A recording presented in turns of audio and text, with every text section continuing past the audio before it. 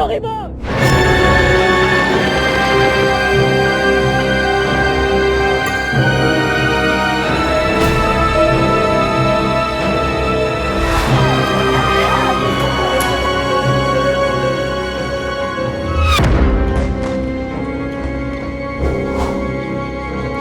팔레스타인 무장 정파 하마스가 이스라엘의 기습 공격을 감행하면서 시작된 전쟁이 7일째로 접어든 가운데 이스라엘 네타냐후 정부가 하마스의 기습 공격을 묵인했을 가능성이 있다는 추측이 제기되고 있습니다. 인도 매체인 인디아투데이에 따르면 지난 11일 에후드 올메르트 전 이스라엘 총리가 이스라엘은 하마스가 공격을 시작하기 전에 준비한 세부 사항을 알고 있었다고 주장했습니다. 이스라엘이 하마스의 공격을 미리 알았을 것으로 추측하는 분석은 외신뿐만 아니라 국내에서도 등장했는데요. 지난 12일 MBC 라디오에 출연한 분쟁지역 전문 김영미 PD는 네타냐후 총리가 내부적 위기 상황을 하마스 괴멸이라는 외부적 상황으로 돌리며 시민들의 불만을 잠재우려고 노력할 가능성이 높다고 말하며 네타냐후가 하마스의 공격을 알고도 묵인했을 가능성을 제기하기도 했는데요. 이처럼 현재 제기되고 있는 네타냐후 음모론에 대한 근거는 크게 세 가지로 살펴볼 수 있습니다.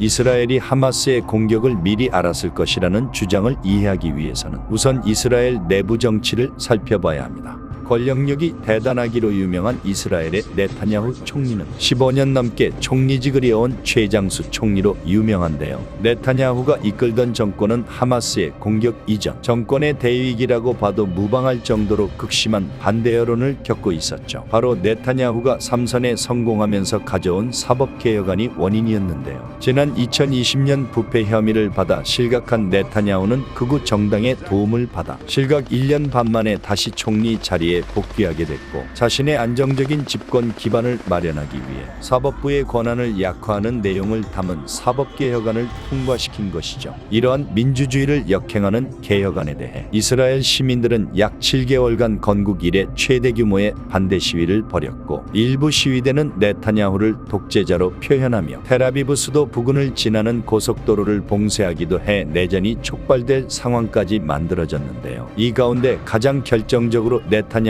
목에 칼을 들이댄 것은 바로 이스라엘 예비군들이었습니다. 예비군들의 민심이 돌아선 것에 네타냐후가 큰 위기감을 느낀 것은 네타냐후가 권력을 집권하는 데 있어 가장 큰 기반이 됐던 것이 이스라엘 군조직이었기 때문입니다. 네타냐후의 친형인 요나단은 1976년 팔레스타인 무장대원들에게 납치된 여객기를 구출하는 엔테베 작전 당시 사망의 전쟁 영웅으로 칭송받게 되면서 요나단의 뒷배로 인해 네타냐후를 지지하는 군조직이 생겨났던 겁니다. 그중 일부가 바로 이스라엘 예비군 이었던 것인데요. 네타냐후가 집권하는 정부 하에선 복무를 거부하겠다고까지 선언한 예비군들로 인해 권력의 기반이 흔들릴 위기를 맞게 된 네타냐후가 하마스가 공격할 수 있다는 사실을 알고도 내부적인 위기 상황을 하마스 괴멸 상황으로 바꾸어 시민들의 불만을 잠재우려고 시도했을 가능성이 꽤 농후하다는 추측이 나오고 있는 것이죠. 지난 11일 영국 파이낸셜 타임스에 따르면 이집트 정보당국이 여러 차례 하마스의 공격 가능성을 경고했지만 이스라엘 측이 이에 주의를 기울이지 않았다고 전했는데요. 이는 인디아투데이 인터뷰에 등장한 에후드 올메르트 전 이스라엘 총리의 발언과도 관통되는 부분이 있습니다. 올메르트는 이스라엘 당국이 하마스의 준비를 단순한 연습이자 그냥 장난이라고 일축했다고 말했는데요. 이뿐만 아니라 하마스 공격이 일어나기 며칠 전에 가자지구 주변의 군대가 철수되어 다른 지역으로 이동했다고 주장하기도 했습니다. 앞서 AP통신도 지난 9일 이집트 측이 큰 것 한 방이 일어날 가능성이 있다고 이스라엘 정부에 경고했으나 과소평가했다고 보도하기도 했죠. 이 이야기가 사실이라면 이스라엘 정부가 정확한 날짜와 시간을 알지 못했더라도 이집트 정보당국도 알아낸 하마스의 기습공격 사실 자체를 모를 리가 없었을 것이라는 의심이 충분히 들 만한 상황이죠.